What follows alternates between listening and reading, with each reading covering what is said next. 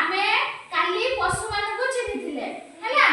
आज आमे पक्षी मानकु चिन्हिबा हैला मु जोठी जो पक्षी पाखरे हाथ मारिबे तमे सेई पक्षीर ना कहबो हैला जोठी न कहि परबो मु कहबे हैला एटा कोन बसी को